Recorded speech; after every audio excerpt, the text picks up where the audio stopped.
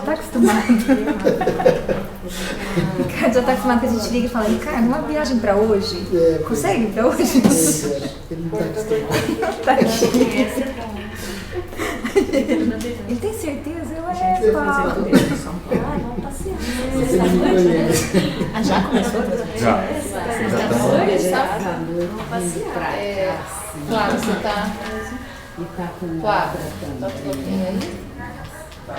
Você quer um fone de ouvido, Flávio?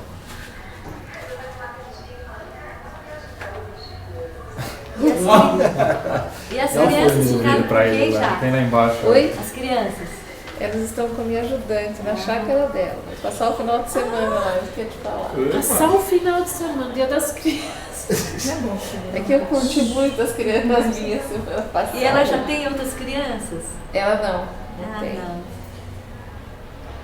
Mas elas nem sabem, né? Que é. Não, imagina assim. A gente que sabe, né? Os menores então. Pra elas, né? Espaço é Ai, tudo que de bom, né, Jaque? É. Espaço Você é tem tudo das de crianças bom. do pai e da mãe. Pessoal, só lembrando que já estão gravando, então toda a tá. conversa que a gente falou aqui já foi. Foi.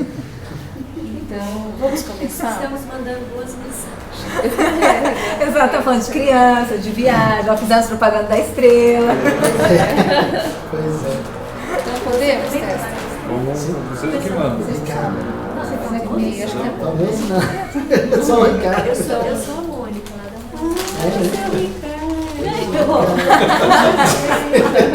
Ricardo. Mas a noite da Josilene, por favor.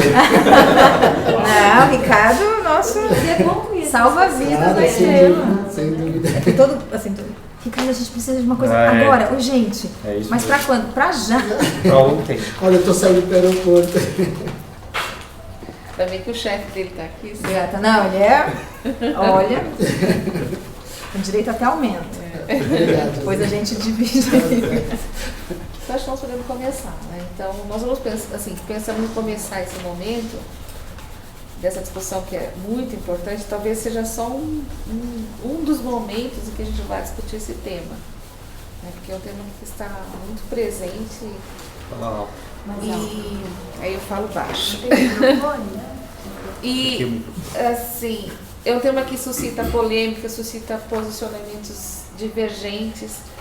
Então, eu acho que que uma humanidade nova, o mundo da saúde, eu acho que, de modo especial, ele propiciar essa reflexão, contribui para que nós, cada vez mais, possamos adquirir uma formação crítica em relação a isso, crítica e sobretudo, cristã em relação a esse tema.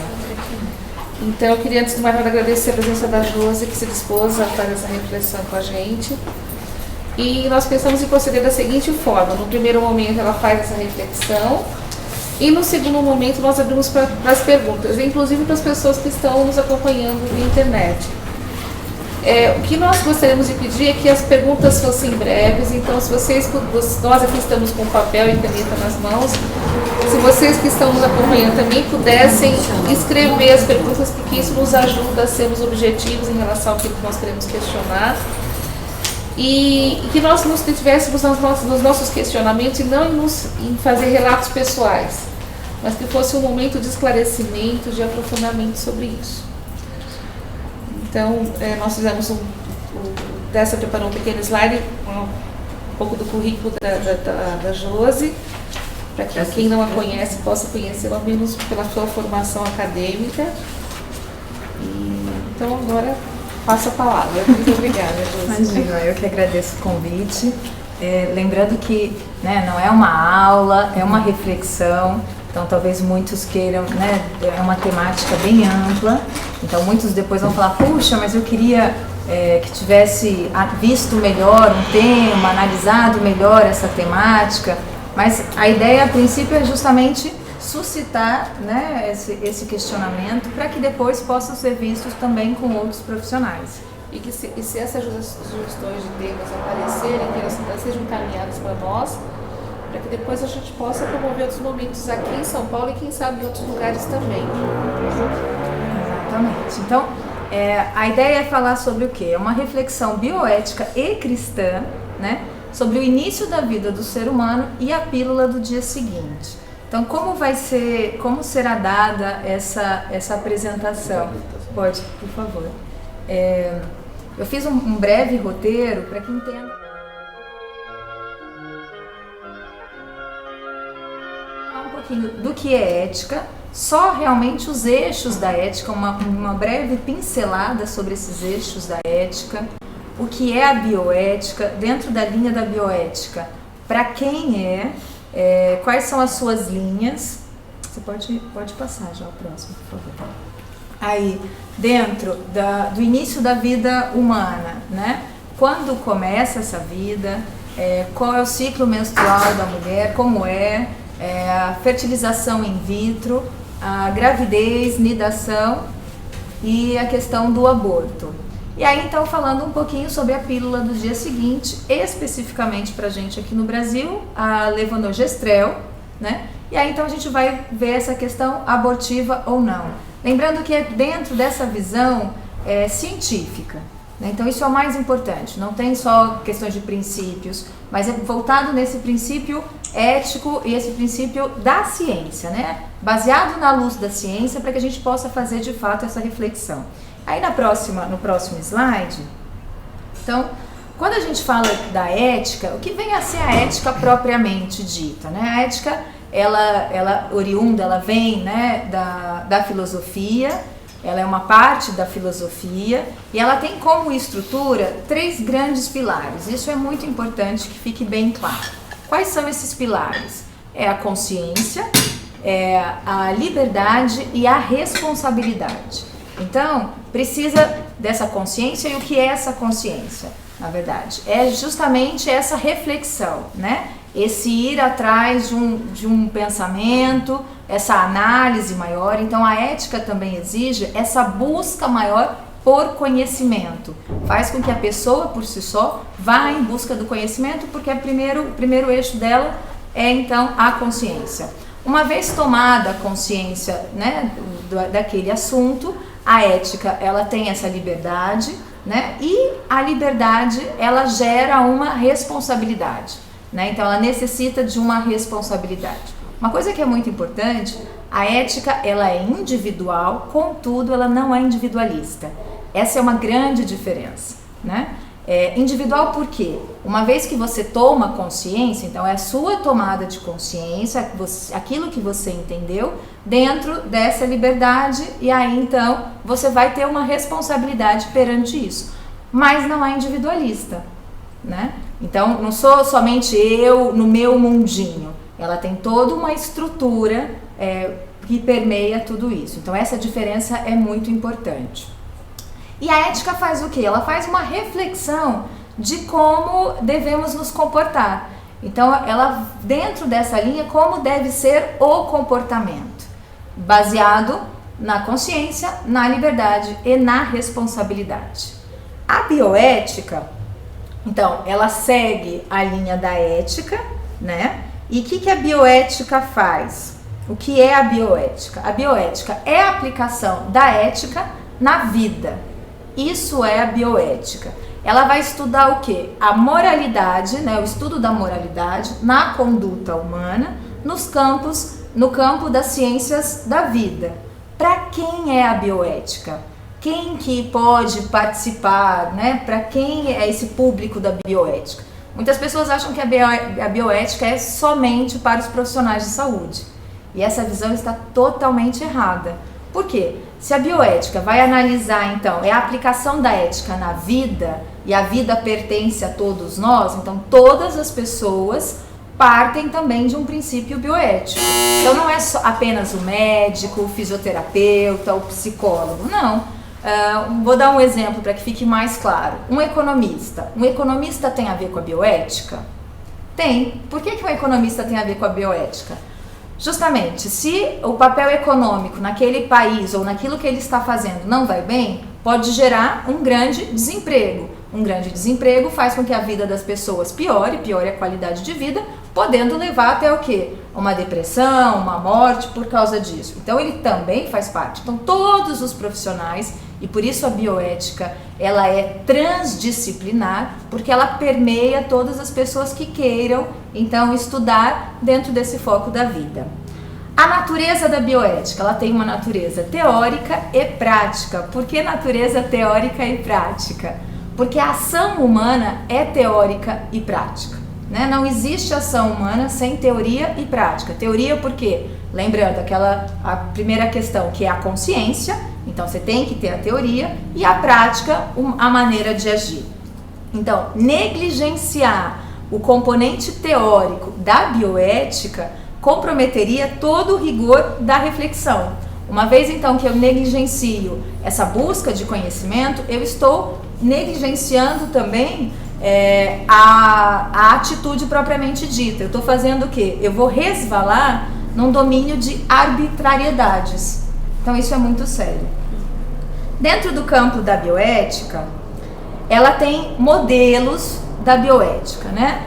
Quais são os modelos? Modelo personalista, que esse modelo então reconhece a pessoa, né, como ser humano, a identidade dessa pessoa, a essência dessa pessoa, a unitotalidade, então a pessoa é única e também vem dentro de uma totalidade, essa totalidade biopsicossocial, e essa pessoa, a pessoa humana é corpo e alma. Então, dentro da linha da bioética personalista, ela entende, ela analisa como corpo e alma. E ela tem a visão do que também? De promover a dignidade humana. Também, a ética como um todo tem essa premissa, é a premissa da ética, a promoção da vida humana. Dentro do outro modelo da bioética, é o modelo principialista, é um modelo que tem 4 características, que é a autonomia, a beneficência, a não maleficência e a justiça. Os outros modelos de bioética, nós temos o modelo descritivo, também sociobiológico, o modelo subjetivista ou liberal radical, o modelo pragmático, também utilitarista, secular ou contratualismo e o modelo fenomenológico. Não, hoje a ideia não é explicar cada um desses modelos, é só para que as pessoas entendam, tenham uma pequena visão quais são os modelos da bioética. Dentro dessa reflexão cristã, o cristianismo segue o modelo personalista, então essa reflexão vai ser baseada nesse modelo. Contudo, dentro dessa análise, dessa apresentação de hoje, eu vou mostrar que a ciência, a luz da ciência nos aponta quais são as características para que possa então, para demonstrar a pobreza filosófica dos outros modelos. Tá claro? Então vamos para lá. Então, diante disso, assim, que é importante, então nós já vimos um pouquinho, né, pincelando ética, o que é bioética, os modelos da bioética. Se nós estamos falando então da vida humana, então, o que é essa vida humana? Então, primeiro algumas definições do que é o ciclo menstrual, né, da mulher. Então, o que envolve esse ciclo menstrual? Esse ciclo envolve atividades, né, desde atividades lá do hipotálamo, das glândulas da hipófise, depois vem ovário, útero, tuba uterina, a vagina e as glândulas mamárias. Então, todos estes pertencem dentro do ciclo menstrual da mulher. O endométrio, que é o endométrio? O endométrio é a camada interna do útero feminino.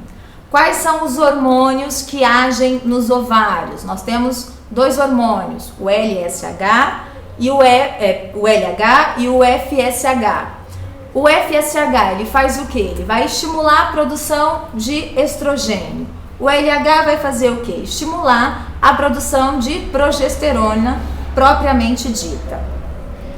Dentro disso, aqui nós temos nessa imagem o aparelho reprodutor feminino. Então ele mostra ali, né? Só pra gente relembrar um pouquinho, porque eu vou estar mostrando alguns pontos específicos e é necessário vocês terem isso, né, com uma visão bem clara. Então nós temos ali a vagina, o útero todo, o colo uterino, ali onde está apontado o endométrio, que é a camada interna do útero. Nós temos o ovário, as trompas. Então isso, né, demonstra aí todo o aparelho reprodutor feminino. Qual é, então, a definição de em que momento se inicia a vida? Isso é uma grande discussão bioética, né? Qual momento se dá o início da vida humana? Então, segundo a embriologia, já está muito bem definido, esse momento da vida humana se inicia onde? Se inicia com a fecundação, ou também chamada concepção ou fertilização. Então, esses três nomes dizem a mesma coisa, tá? O que vem a ser, então, essa fecundação? O que acontece? O que acontece com a fecundação? O que é a fecundação? A fecundação, então, nós temos os gametas, o gameta masculino, o espermatozoide. Esse gameta masculino, ele vai ao encontro do gameta feminino, né, que é o ovócito. Uma vez que o espermatozoide adentra o ovócito, então, ali se dá o momento da fecundação e aí forma uma única célula. Essa célula chama-se zigoto. Essa célula é uma célula totipotente. O que significa totipotente?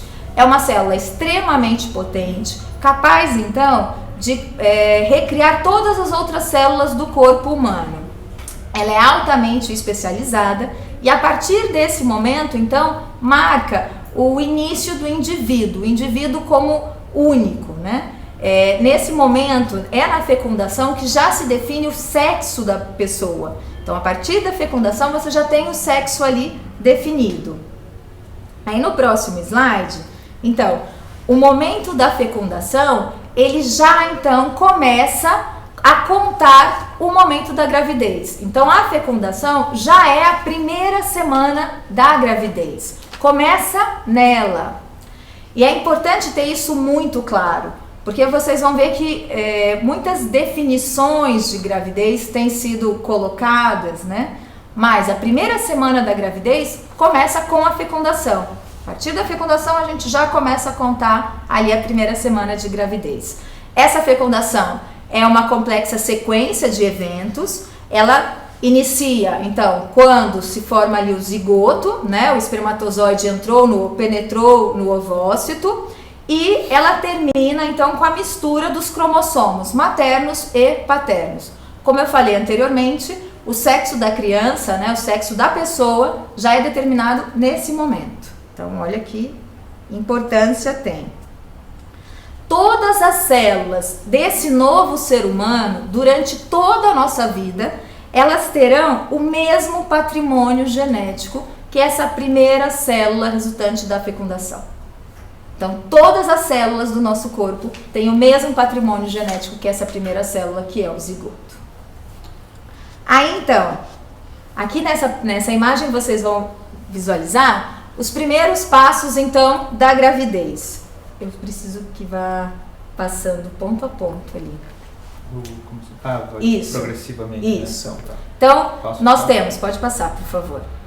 Então, momento da fecundação, que eu acabei de falar, o espermatozoide, né, permeia ali no ovócito, fecundou na trompa, tá? Depois da fecundação, pode passar, por favor. Então, ele vai, então, o zigoto, ele vai, então, caminhando, começa a contar, já fecundou a primeira semana, e aí ele vai, então, descendo até chegar dentro da cavidade uterina, onde, então, ele vai, né, ficar ali dentro dessa cavidade, próximo ali, então, já colado ao endométrio. Quando ele está dentro da cavidade uterina, já colado ali ao endométrio, chama-se, então, nidação. A nidação, ela começa no final da primeira semana gestacional e vai até o final da segunda semana gestacional. Então, é importante ter claro, a fecundação começa, conta ali a primeira semana, já a partir dela, e a nidação é quando já está dentro da cavidade uterina, é o final da primeira semana e vai até ao final da segunda semana. Por que é importante ter claro essas duas definições? Porque vocês vão ver que muitos definem a gravidez só na nidação, como sendo a nidação, como se esquecessem essa primeira semana gestacional, tá claro? No próximo slide, vocês conseguem então, o que é a gravidez? Qual é a definição de gravidez que nós temos? Gravidez é um estado ou período fisiológico em que a mulher está grávida, ou seja, que concebeu e, portanto, tem um embrião ou feto desenvolvendo e crescendo dentro do seu corpo. Isso é gravidez. A gravidez começa onde? Começa na concepção ou fecundação. E quando termina a gravidez? No trabalho de parto com o nascimento da criança. Então, esse é o marco do início e o marco do fim desse processo gestacional. Ela caracteriza diferentes sinais e sintomas. Essa é a definição. Então, diante dessas definições, para que todos então pudessem entender claramente cada coisa, então vamos à questão propriamente da pílula do dia seguinte, né? Dentro dessa reflexão bioética, como se dá isso? Então, é lícito, é eticamente lícito utilizar essa pílula? Então, nós vamos nessa reflexão agora falar sobre dados científicos, mais a reflexão ética. Eu quero deixar claro que não é uma lista apenas de princípios, não vou estar passando listinhas de princípios, não, são dados científicos. É uma visão global, centrada no quê? Centrada na verdade científica, tá? Então, tendo sempre o quê? Tendo o ser humano como o centro da valorização ética. Dessa maneira que será apresentado, então, esse tema. E aí, diante disso, quais são os sinônimos que nós temos da pílula do dia seguinte? A pílula do dia seguinte, então, ela também pode ser chamada de anticoncepcional oral de emergência ou também contraceptivo pós-coital. Então, qualquer uma dessas três maneiras de falar são sinônimos. E aí, dentro dessa visão, então, bioética, a pílula do dia seguinte, ela é uma realidade, obviamente, uma realidade presente entre nós, e existem, então, posicionamentos diferentes. Quais posicionamentos? Algumas pessoas são a favor, outras pessoas são contra, e temos também aqueles que dizem, em alguns casos eu sou a favor, em alguns casos eu sou contra. Tem muita confusão nisso tudo, porque ainda não sabem muito bem o que é essa pílula, é correto que se use ou não, é um direito usá-la, não é? Nós vamos falar então cada uma dessas questões. Diante disso, no próximo slide vocês observam, então, tem duas modalidades para introduzir a pílula do dia seguinte. Obviamente que essas modalidades, eles colocam como não sendo abortiva, né? Então, a primeira modalidade, eles dizem, a pílula do dia seguinte não é abortiva, mas ela tem um efeito alterador sobre o endométrio, aquela camada interna do útero, e interfere na anidação.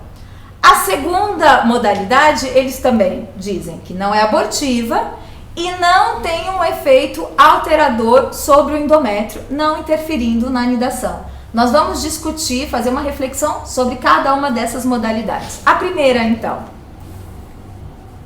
Então, essa primeira, dizendo que ela... Pode passar. Ela não é abortiva, tem esse efeito alterador sobre o endométrio. Olha só uma questão muito importante, porque existe aí uma contradição. Opa, se tem um efeito alterador sobre o endométrio, vem a ser abortivo, não é mesmo? Ela é vista muito, essa modalidade é muito enraizada na Europa e nos Estados Unidos. E aí, diante disso, nós temos então a pílula do dia seguinte, pode ir passando, por favor. Eles dizem, a pílula do dia seguinte não interrompe a gravidez, pode passar, estabelecida pelas autoridades médicas, tais como o FDA, que é a Administração de Alimentos e Drogas, e o NIH, que é o Instituto Nacional de Saúde dos Estados Unidos, e o Colégio Americano de Obstetrícia e Ginecologia. Mas eles dizem que ela não interrompe a gravidez, por quê? Porque eles definem que a gravidez se inicia na anidação. Então, por isso, né? Eles esquecem aquela primeira semana gestacional que eu mostrei para vocês anteriormente. Por isso, então, né, dentro dessa visão deles, ela não é abortiva. Próximo, por favor. Dentro dessa reflexão, então, dentro dessa abordagem que se coloca, se então a gravidez se inicia com a anidação, o aborto, ele é uma interrupção de gravidez. Então, o que acontece? A pílula do dia seguinte atua antes da anidação, não interrompe a gravidez, não é abortiva, segundo a visão deles. Tá claro? O que acontece com essa visão? Perde a importância. Perde a importância do quê? Definir quando se inicia a vida do ser humano, porque não tem mais importância definir, eles já dão uma definição que é a anidação. E perde a importância admitir ou não a existência do efeito alterador do endométrio. Por que perde essa importância? Se eles entendem que a gravidez se inicia com a anidação, mas que a pílula não atua na anidação, se eles entendem que a gravidez inicia com a anidação, mas a pílula não chega, ela evita a gravidez porque não vai chegar na anidação, tanto faz se ela for alterar o endométrio ou não. Porque eles dizem que a pílula vai atuar antes. Então não tem, dentro dessa visão, dentro dessa reflexão, não tem importância. E aí, como a ciência responde a isso? O que é então a pílula do dia seguinte? Como que ela vai atuar? Ela vai atuar da seguinte forma. Ela é esse anticoncepcional de emergência, ele é oral, ele é formado, ele pode ser por estrogênio mais progestogênio, né, abandonados, ou só progestogênio, aí no caso o levonorgestrel, que ele pode ser 0,75 ou 1,5, tá? Ou por antiprogestínicos, que aí nós temos a mifepristona, o ulipristal e a gestrinone. Pode passar, por favor. Pode passar. Eu vou falar primeiro do ulipristal, o que é essa medicação, para que então cada um tenha claro isso. Só um minutinho. O ulipristal, ele é o único anticoncepcional oral que pode ser indicado até 5 dias depois da relação sexual não protegida, até 5 dias. Lembrando que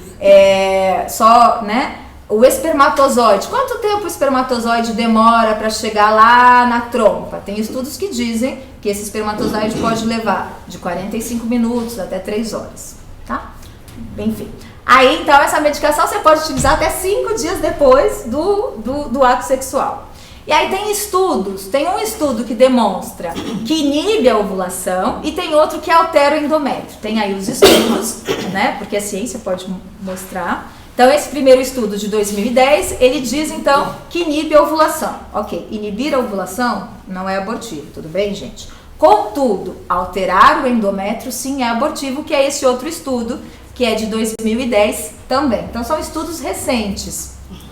Nós vemos, tem muitos cientistas, né, que têm postado, inclusive, que os estudos, né, das pessoas que dizem que a pílula não é abortiva, não são tão atuais assim, e que as pessoas que defendem que é abortivo são estudos muito antigos, com mais de 20 anos. Eu estou mostrando para vocês estudos bem recentes, justamente para dizer que não é assim. Dentro dessa visão, então, se ela não... Pode passar. Na Europa, então, essa medicação é vendida desde... Não, eu passei. Na Europa, essa medicação é vendida desde 2009. O FDA aprovou essa medicação nos Estados Unidos em 2010, em agosto de 2010. E a partir de agosto de 2010, então, nos Estados Unidos, essa medicação é utilizada, o ulipristal, tá? Provavelmente, ela será o próximo cavalo de batalha aqui para a América Latina. Essa pílula do dia seguinte, ela é uma dose muito grande de hormonal, é uma dose muito alta, são substâncias com uma dose elevadas, que fazem o quê? Reduzir, segundo eles, a probabilidade da gravidez depois de uma relação sexual fecundante, potencialmente fecundante, relação essa não protegida. Aí vem o questionamento. Se eles dizem que não interrompe uma gravidez, por quê? Porque, segundo a visão deles, essa gravidez se inicia na anidação. Vamos de novo, então, ao primeiro questionamento bioético. Quando se inicia a gravidez? Então, já falei anteriormente, as pessoas têm um sentido comum que é a gravidez, né? Como que é esse processo? Quando você vê a barriga de alguém, ninguém tem dúvida. Tá gestante, tá grávida e tudo mais. Mas qual é o exato momento do processo da gravidez. Já falei anteriormente, o exato momento quando se inicia é na fecundação. A partir da fecundação se dá, então, começa a contar a primeira semana gestacional. O que é necessário para que se exista a gravidez? É necessário 2 indivíduos humanos vivos. Quais são esses indivíduos vivos? A mulher, que é a mãe, e o segundo indivíduo vivo é o embrião, é o feto. Então, só se tem uma gravidez com 2 indivíduos vivos, a mãe e dentro do corpo da mãe um outro indivíduo vivo que é o feto, que é o embrião, tá certo? Essa condição é uma condição sine qua non para dizer que a mulher está grávida. Sem embrião não existe gravidez. Pode passar, por favor. E aí vem o segundo questionamento bioético. Quando, o início da vida do ser humano? Quando começa a existir a vida do ser humano? Vamos lá. Pode passar, por favor. Aí, então, essa imagem que vocês observam é só para relembrar o que eu já falei anteriormente. Aí, então, é o zigoto, o início da vida se dá a partir da fecundação. Então, embriologicamente, isso já é, não sou eu, Josilene, que estou falando, já é uma definição embriológica, se dá a partir da fecundação com o zigoto, esse embrião unicelular, que é o novo indivíduo da espécie humana. E aí, por favor, o ser humano, esse filho, essa pessoa, esse ser humano, seja ele no estado que estiver, seja lá naquele primeiro momento, até o momento, é a mesma pessoa, é o mesmo ser. Então isso é muito importante, essa valorização que se perde, que se relativiza. Então ele tem o mesmo valor, desde o momento que ele foi fecundado até o momento que a gente observa, toda essa fase é a mesma vida, a vida é a mesma. Uma coisa que é muito importante, que fique clara, o feto, o embrião, ele não faz parte biologicamente do corpo da mãe. Isso é muito importante que fique claro. Ele é um hóspede no corpo materno, Então, porque muitos têm essa visão também um pouco errônea, achando, ele faz parte então do meu corpo, eu tenho direito ao meu corpo. Claro, a mulher tem direito ao corpo dela. Contudo, este embrião, este ser humano, não faz parte ao corpo, biologicamente falando. Ele precisa do corpo da mãe para se desenvolver. Ele depende do corpo da mãe para se desenvolver. Ele é dependente, sim, nesse processo de desenvolvimento. Mas biologicamente ele não pertence ao corpo dela. Da mesma forma que nós também dependemos, Nós também somos dependentes. Nós estamos aqui na Terra, nós somos hóspedes da Terra. E nós dependemos do quê? Nós dependemos de oxigênio. Tira o oxigênio da Terra, vamos ver se nós sobreviveríamos. Todo mundo morre. É a mesma forma. Tudo bem? Eu fiz aí uma analogia para que se possa entender. Da mesma forma que o embrião necessita, esse ser humano, do corpo da mãe para que se desenvolva, nós necessitamos aqui na Terra do oxigênio da Terra para que a gente sobreviva. Tá claro? Então, diante disso,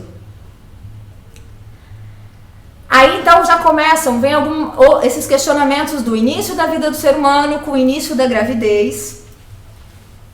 E aí surgem, diante disso, neodefinições. Quais são essas neodefinições? Aquilo que nós já falamos, do início da gravidez.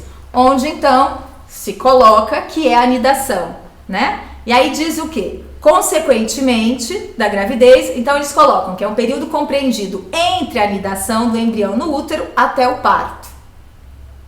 Com esta definição, por que surgiu essa definição? Devido à fertilização in vitro. Com o surgimento da fertilização in vitro, de fato, na fertilização in vitro você tem o quê? Você tem então a mulher, ela só vai ficar grávida quando de fato o embrião for colocado lá no trato dela, lá dentro do útero dela. Lembra que eu falei anteriormente que a condição sine qua non de uma gravidez era ter 2 indivíduos vivos? A mulher e o embrião dentro do corpo da mulher, certo? Seja embrião, feto, ok? Então, no processo, pode passar, por favor, da fertilização in vitro, isso não acontece. Por quê? Não acontece o quê? A fecundação, ela ocorre fora do corpo da mãe. A fecundação é feita laboratorialmente. Esse embrião, que é um ser vivo, ele então é introduzido na cavidade uterina, é introduzido via catéter, colocado lá dentro do útero, e aí, pode passar, então, neste momento que é colocado dentro do útero da mulher, neste momento, sim, a mulher fica grávida, tá claro? Contudo, o fato dela ficar grávida neste momento não significa que ela não seja mãe anteriormente. Maternidade é uma coisa, gravidez é outra. Como assim?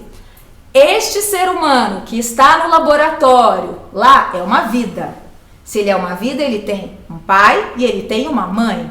Então, ele tem esta mulher que é a mãe dele, ela não está grávida. Contudo, ela já é uma mãe, certo? Se você faz ali, neste embrião, um teste de DNA, vai dar lá quem é o pai, quem é a mãe dele. Próximo, por favor.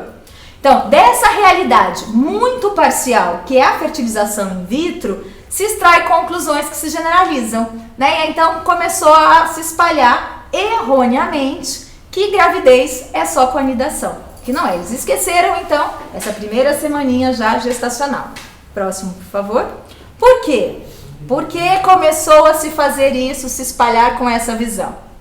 Porque se estima que 1/3 ou metade de todos os óvulos fecundados, que fique claro, estes ovos fecundados já são vida, eles nunca terminem na nidação.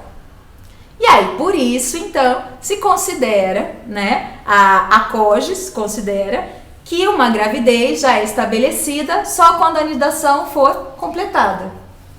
Bioeticamente fica mais, digamos, menos pesado, não é mesmo? Porque você definir que é uma vida que está lá, mas que aproximadamente 1/3 ou metade dessas vidas não vão ter a possibilidade de se desenvolver, fica difícil, né?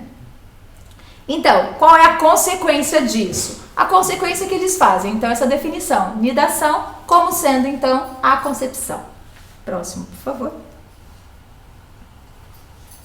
E aí surge, então, a dupla dicotomia do início da vida do ser humano com o início da gravidez, né? Num processo gestacional normal, sem a fertilização in vitro, isso acontece simultaneamente. A mulher fica gestante a partir do momento que tenha o início de um ser humano.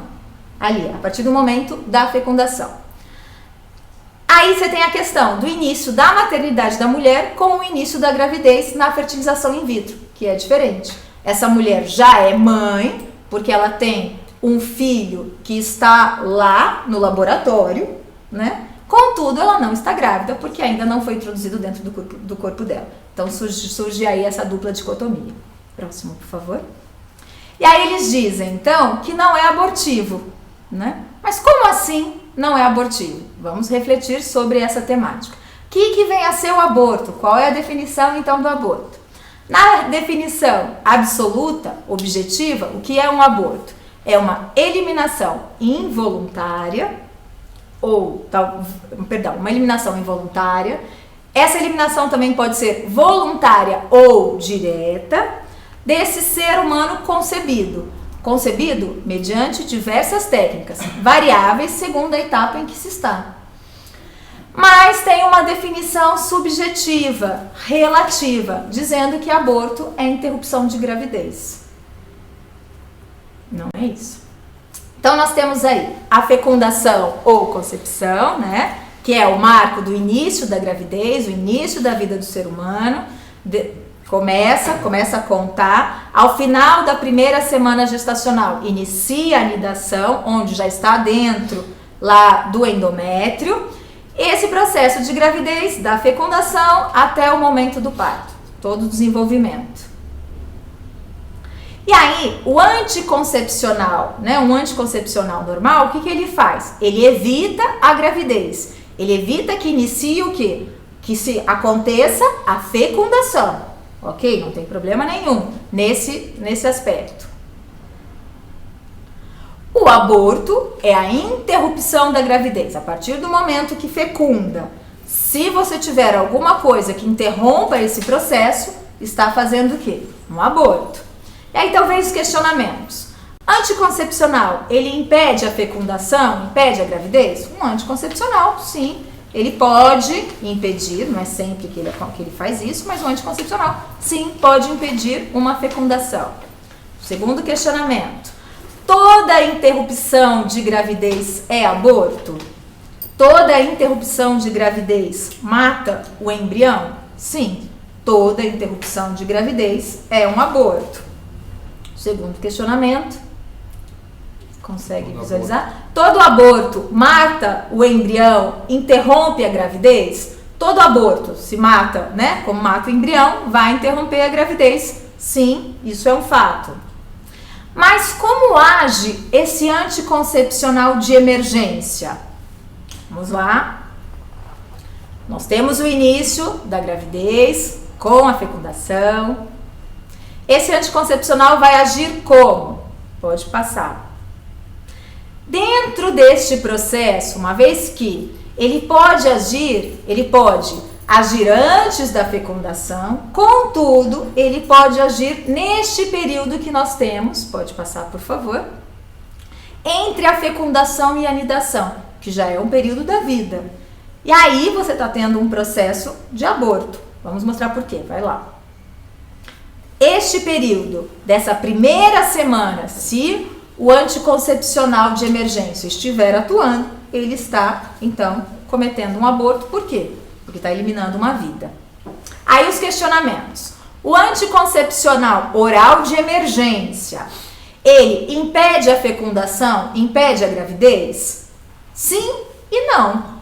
Ele pode impedir a fecundação, tudo bem? Porque ele vai depender da fase do ciclo menstrual da mulher. Contudo, ele pode impedir também o processo gestacional.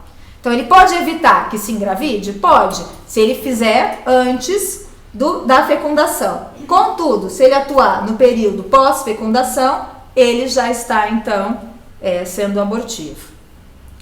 Toda interrupção de gravidez é aborto? Toda interrupção de gravidez mata o embrião? Toda interrupção de gravidez mata o embrião. Todo aborto que mata o embrião é interrupção de gravidez? E essa é a pergunta que eu quero fazer para vocês. Vou falar de novo. Todo aborto que mata o embrião é interrupção de gravidez? Todo aborto é interrupção de gravidez? Todo aborto é interrupção de gravidez? Interrompe a gravidez? Sim. Dizer que todo aborto é só interromper a gravidez? Interrompe. Todo aborto interrompe e mata. Mas olha aí como é a dúvida bioética. Todo aborto é só interrupção de gravidez? Não. Senhores? Todo aborto é só interrupção de gravidez? Sim ou não? Não. Não? Por que não? Porque nós temos o caso da fertilização in vitro. Ele não está, a mulher não está gerando ele, não é uma gravidez, mas é um aborto. Por quê? Porque ele é uma vida. Então dizer que todo aborto é interrupção de gravidez está errado. Todo aborto é quando você mata uma vida, seja onde essa vida estiver. Se ela estiver no laboratório, porque ela já foi fecundada, já é vida, tudo bem? Ou se ela estiver na barriga da mãe. Tá clara essa definição? E é isso, bioeticamente, que usam-se de outros meios, né? Para que as pessoas entendam de outras formas. Próximo, por favor. E aí, então, gera essa confusão que nós falamos. Então, qual é a conclusão preliminar dessa primeira visão? É contrário à ética admitir que a anidação como início de toda a gravidez. Isso é totalmente contrário à ética e contrário à embriologia. Já que o quê? Já que é cientificamente falso. Isso só se verifica para a gravidez que se inicia mediante a fertilização in vitro. Mediante a fertilização in vitro, sim, a gravidez começa na anidação. Para o processo gestacional normal, comum, não, começa a partir da fecundação. Então, se você expõe esse ser humano no estado de embrião a não ser respeitado em sua dignidade e seu direito à vida, você acaba expondo isso mediante práticas abortivas chamadas falsamente de quê? Anticoncepcionais de emergência. Tá bom? Próximo, por favor. Qual é a segunda modalidade? Que é uma modalidade mais vista para aqui para os países latino-americanos. Dizer que ela não é abortiva e que não tem efeito alterador sobre o endométrio. Vamos ver como acontece isso. Segundo essa abordagem, então, se o aborto é eliminar um ser vivo no seio materno, a pílula do dia seguinte não altera o endométrio e não interfere na anidação no óvulo fecundado no embrião. Segundo essa visão, o que acontece então? Ela não elimina o óvulo fecundado. Se ela não elimina o óvulo fecundado, é dizer que ela não é abortiva. O que perde a importância, tendo essa visão, perde a importância o quê? Definir de novo quando se inicia a gravidez e que a vida do ser humano se inicia na fecundação. Perde a importância isso. Próximo, por favor. E aí eles dizem, não é abortiva, uma vez que, se o óvulo for fecundado, ele não vai impedir a anidação desse óvulo. Ora, se esse óvulo foi fecundado, não vai impedir a anidação dele, como então essa medicação alcança o efeito dela? Como se faz isso? Vamos lá. Dentro do ciclo de 28 dias do ciclo menstrual da mulher, né, aquele primeiro dia inicia a menstruação, 14º geralmente período fértil, pode ir passando por favor. Nós temos o período da ovulação, né, que está demonstrado aí, o período da fertilização e o período da implantação. Pode pular. A pílula do dia seguinte, ela tem 3 efeitos. O primeiro efeito dela é bloquear a ovulação. Ok, se ela bloqueia a ovulação, ela não é abortiva. Tudo bem? O segundo efeito que ela tem, bloqueia a fertilização, impede que ocorra a fertilização. Também tudo bem. Impedir que ocorra a fertilização não é abortivo. Mas ela tem o terceiro efeito, que é o quê? Interferir na anidação, que é você já tem uma vida, já fecundou, já fertilizou e ela vai interferir nesse processo. Pode passar. Então, o modo como a pílula do dia seguinte ela vai atuar depende do momento do ciclo menstrual que for administrado. Isso é muito importante que fique claro e que seja explicado para as pessoas que forem utilizar. Porque dependendo do momento, sim, ela vai ser abortiva. Vamos lá? E aí então, como ela alcança seus efeitos? Pode passar. No primeiro, inibindo ou retardando a ovulação. Ela pode atuar dessa maneira, mas nem sempre ela alcança isso. Não só por isso explica toda a eficácia da pílula. Ela tem então o segundo efeito mostrado ali, que é a formação de um tampão de muco, né? Esse anticoncepcional de emergência, ele vai modificar a viscosidade do muco, tornando esse muco mais espesso e mais hostil, fazendo com que vai impedir ou dificultar, porque a gente tem que lembrar que o espermatozoide ele nada ali, né? Então dificultando a passagem desse espermatozoide. Isso acontece quando? Isso acontece a partir de 9 horas após a ingesta da medicação. Bom, 9 horas após a ingesta da medicação. Se o espermatozoide já passou, já foi. E o terceiro efeito, como ele vai fazer? Mostrado lá, que é o efeito então que altera o endométrio, impedindo a anidação do embrião. Se ele altera o endométrio, se já ocorreu a anidação, como que esse embrião continuará seu desenvolvimento? Uma vez que vai alterar ali o endométrio, vai fazer uma descamação nesse endométrio. Como esse embrião vai ficar preso ali dentro? Não vai. E aí, no endométrio, o que o levonorgestrel faz? O questionamento é, altera ou não? Então, na luz da ciência, eu trouxe artigos científicos para o que a ciência então diz. Altera, não altera? Vamos refletir um pouquinho sobre cada um deles. por favor. Em 2005, a Organização Mundial de Saúde, ela colocou que o levonorgestrel, ele não altera. Pode passar, por favor. Segundo o mecanismo, pode mostrar, ele não tem um efeito sobre o endométrio, então não provoca um aborto. Segundo esses autores, pode mostrar, eu até deixei claro, Crochato, um exemplo desses autores, em 2004, dizendo que o levonorgestrel não tem um efeito alterador sobre o endométrio. Próximo, por favor. Mas tem esse artigo de revisão em 2010, acho que 2010 é mais recente que 2004, não é mesmo? Que ele vai demonstrar outras questões. Vamos lá? Aqui no Brasil, foi passado ano passado, próximo, por favor, uma cartilha do Ministério da Saúde com perguntas e respostas para os profissionais da saúde.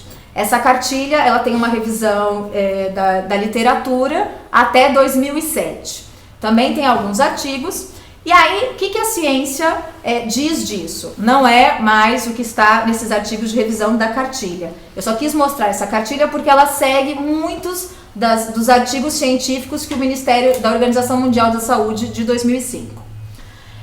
Esses artigos todos que eu trouxe para os senhores observarem, ele diz o quê? Que o tratamento rápido com anticoncepcional oral de emergência do levonorgestrel, ele tem mostrado que impede o processo ovulatório e a função lútea. O que é a função lútea? É a última fase do ciclo da mulher. Pode passar. Os outros artigos, tem 2 artigos, né, que mostram que não encontraram efeito sobre o endométrio, dizendo que o levonorgestrel não tem efeito nenhum, ele não faz nada com o endométrio. Contudo, esse artigo de 2005 mostrou o quê? Que o levonorgestrel tomado antes do pico de LH altera o padrão secretório da fase lútea e altera sim o endométrio. Se altera, vai ser abortivo. Outros estudos dizendo que o levonorgestrel não impede a adesão dos embriões humanos e a construção endometrial in vitro, e não tem efeito de expressão dos marcadores de receptividade do endométrio. Contudo, os outros estudos em ratas, demonstram que o levonorgestrel, administrado nas doses que ele é colocado, inibe a ovulação e não tem efeito pós-fertilização, ou seja, não teria efeito pós-implantação, o que não impediria o processo de fecundação. Mas uma coisa que é importante nestes estudos, que fique claro, é a metodologia, porque eles não sabem, é um estudo feito em ratas, e eles não sabem, pode passar por favor, se esses resultados podem ser extrapolados nas mulheres. Então aqui nós temos uma questão metodológica séria. Próximo, por favor.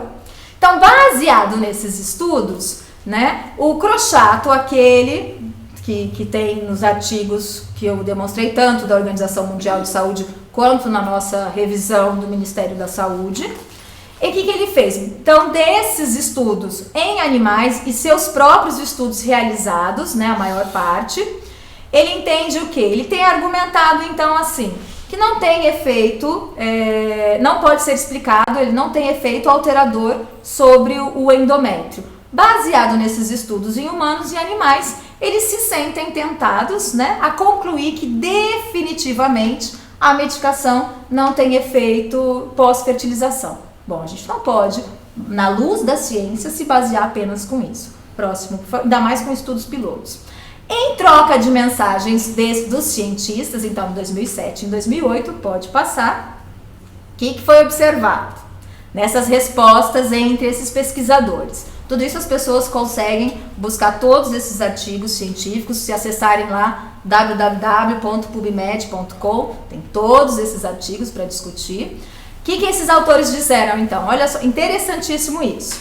Não podemos excluir que exista um pequeno efeito pós-fecundação. Opa! Nos estudos, nos artigos, eles diziam, não tem efeito pós-implantação, pós-fecundação. E aí, entre as conversas, então, não, eles não podem excluir isso, obviamente. Ressaltamos, isso é importante, que nossos estudos devem ser confirmados por estudos com maior número de sujeitos. Então, dentre a luz da ciência, a gente não pode afirmar exatamente que não é abortivo. Próximo, por favor. E aí, um outro estudo diz o quê? Que é pouco provável, um estudo de 2008, que essa pergunta, qual pergunta? Se ele vai interferir, né, lá no endométrio ou não. Então, é pouco provável que essa pergunta possa chegar a ser respondida de maneira inequívoca. E, para tanto, não podemos concluir que o anticoncepcional oral de emergência não evite nunca a gravidez logo que foi feita a fertilização. Já numa outra, em 2009, esses outros autores dizem o quê? É possível que a dúvida desse mecanismo, qual mecanismo? Terceiro mecanismo de ação, né, nunca seja resolvido totalmente. Então, isso é muito sério. Dentro disso, próximo, aí a questão, altera ou não? Toda essa informação científica que foi mostrada, que se dispõe hoje, constitui somente evidências preliminares. Diante disso, então, evidências essas dadas por estudos pré-clínicos, ou seja, estudos em animais, estudos pilotos, são estudos de poucos pacientes, ou estudos in vitro. Diante disso, o que podemos dizer, então? Então, se altera ou não? Então, dentro da luz da ciência, então é mentira, né, que alguns encontram dizendo que estudos em humanos e animais são adequados para concluir que a pílula do dia seguinte de levonorgestrel não tem efeito posterior à fecundação, que não altera o endométrio. Já outros, então, né, outros pesquisadores seguem então uma visão que seguem considerando que essas questões não foram respondidas de maneira definitiva. Então, se não foi respondida de maneira definitiva, cientificamente, não se pode sair dizendo que não é abortivo. Então, as conclusões baseadas na questão endometrial, se altera ou não, é impossível descartar a existência do efeito alterador do endométrio. Não está demonstrado que o terceiro mecanismo não exista. Então, o conhecimento dos mecanismos de ação da pílula do dia seguinte são conhecimentos ainda incompletos. São necessários mais estudos para isso. Diante disso, então as conclusões finais que nós podemos ter, próximo por favor. O momento que se inicia a vida do ser humano está claramente definido pela embriologia, é a fecundação. O momento que se inicia a gravidez de uma mulher coincide com o início da presença viva deste novo ser humano dentro do seu corpo, naturalmente na fecundação ou artificialmente na anidação. Próximo, por favor. E dentro do endométrio, a luz das evidências científicas atuais é falso e contrário à ética afirmar que existe uma certeza que o uso dessa medicação como anticonceptivo oral de emergência não é abortivo. Finalizando, então, o que nós observamos diante disso? Que os pacientes que fazem uso dessa medicação não são informados diretamente, eles não têm uma informação sobre esse efeito abortivo. Então, para se negar esse efeito abortivo, gerou-se então toda uma confusão e foram adotadas definições errôneas de gravidez e também negando o seu efeito alterador do endométrio. Só isso aí agora está aberto então para os questionamentos, para que possamos fazer uma reflexão maior sobre isso. Além disso, os efeitos colaterais, né? Sim, exatamente. Tem aí a medicação, como é uma dose muito grande de hormônio, ela tem uma série de efeitos colaterais. Eu gostaria de saber, com relação aos efeitos colaterais, quais seriam estes, e principalmente para aquelas jovens, levando em consideração nosso perfil de usuários, né, de usuárias, a partir dos 15 anos de idade, dos 14, 15 anos de idade, quais seriam essas consequências para as futuras gravidezes? Então, Só uma pergunta, é muito importante saber se todos ouviram. Você repete a pergunta. É importante você repetir a pergunta, porque os que estão fora pode ser que não tenham. tá, você pode falar então. Quais seriam os efeitos colaterais? Quais seriam os efeitos colaterais, principalmente para aquelas adolescentes a partir dos 15 anos, e se teriam consequências numa futura gravidez? Tá. Então, falando da questão dos efeitos colaterais, lembrando que, infelizmente, muitos acabam utilizando, então, esse contraceptivo oral de emergência como um contraceptivo normal, o que não é, né? Ainda na literatura se desconhece que efeitos, né, esse uso contínuo dessa medicação, uma vez que essa medicação não deveria ser usada continuamente, que efeitos pode-se ter? Ainda a literatura, alguns pesquisadores dizem algumas coisas, contudo faltam estudos de fato para isso. Tem estudos pilotos, tem estudos em animais, mas não dá para definir qual o efeito de fato, porque não se sabe exatamente. Se vai ter algum problema de fertilidade essa mulher ou não se sabe. Exatamente, baseado na ciência, não se sabe. Mais algum questionamento?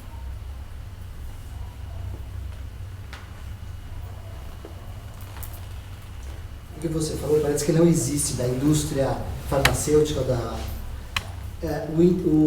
a verdadeira, essa informação verdadeira que de repente você está colocando agora para a gente.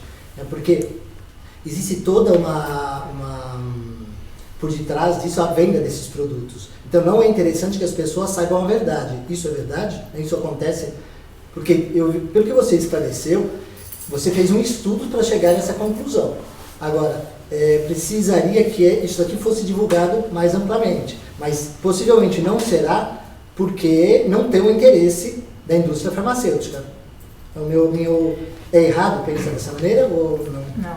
Então, a gente tem que lembrar que baseado, né, assim, nessa questão da ética, ela exige a primeira questão é a consciência. Então, fazer, né, assim, falar, né, a atitude ética, essa consciência que é isso que nós estamos fazendo, ou seja, mas é uma consciência baseada em conhecimento, em busca de conhecimento, não é simplesmente eu acredito naquele ponto. Eu tenho que me pautar de questões para isso. As medicações, levonorgestrel em outros países, ele tem sim na bula dizendo que pode ter o efeito abortivo, fora, tá? Aqui, nesse guia que teve, né, de perguntas e respostas que o Ministério da Saúde passou para os profissionais da saúde, lá inclusive tem um tópico dizendo, mas se na bula tem, por que diz que a medicação não é abortiva? Eles dizem, porque as indústrias farmacêuticas precisam se respaldar disso, né? Tá lá, se alguém quiser buscar, tem esse comentário colocando sobre isso, tá? Desculpa, uma mera desculpa. Sim. Eu queria ir no campo da política pública de saúde. Né? A minha pergunta é... Vamos lá, cadê os nós, como governo brasileiro, já distribuímos anticoncepcionais em ampla escala, principalmente no carnaval e todos os dias do ano, principalmente para os jovens. Atualmente, a PDS ela é uma política pública de saúde, ou eu diria de controle de natalidade. Você pode esclarecer um pouco? Então, a pílula do dia seguinte, né, nós tivemos recentemente esse projeto de lei, onde nos hospitais e todas as instituições públicas, né, de pronto atendimentos médicos, onde uma mulher chega dizendo que sofreu algum tipo de abuso sexual, ela tem direito a essa medicação. Ela não pode, de fato, ser utilizada como um método de, né, como eu posso dizer, um método de manutenção, de controle de natalidade. Não pode. Mas, no Brasil, ela é distribuída dentro dessa questão. Se a mulher chega, ela tem o direito, se ela diz que sofreu um abuso, por quê? Porque dentro desse projeto de lei se diz, inclusive, que é a profilaxia da gravidez, né? Como a profilaxia da gravidez. Lembrando que dentro da área, né, da clínica, se diz, né, dentro da área das ciências médicas, se usa o termo profilaxia para algo que não é bom. Você só faz profilaxia de algo que não é bom. Então, gravidez é bom, não é? Como é esse esquema? Josi, eu queria perguntar... Acho que tem que falar mais alto. Sobre a comercialização dessa pílula, né? Se qualquer paciente pode ir a uma farmácia... Isso eu não sei. Pode. Olha lá, Mônica, nossa médica aí. Atualmente pode comprar. Sem receita médica. Inclusive nos Estados Unidos. já pode comprar sem receita médica. Antes não, agora já pode comprar também no Brasil. No Brasil, qualquer um pode? Inclusive pela internet, você pode mandar pedir e vem para você. Josi, você disse que a embriologia está definindo que o início da vida se dá no momento da fecundação. Isso é consenso no âmbito científico? Quer dizer, não. Você pode dizer outros parâmetros, outras referências que tem nesse sentido? Oi, Mônica, pode falar.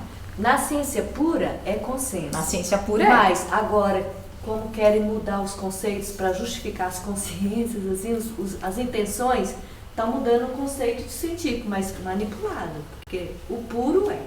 Eu digo porque isso tem implicações no âmbito legal. Porque, sim, por exemplo, no caso da legislação brasileira, o aborto é proibido, salvo 2 casos que é excepcionado por lei.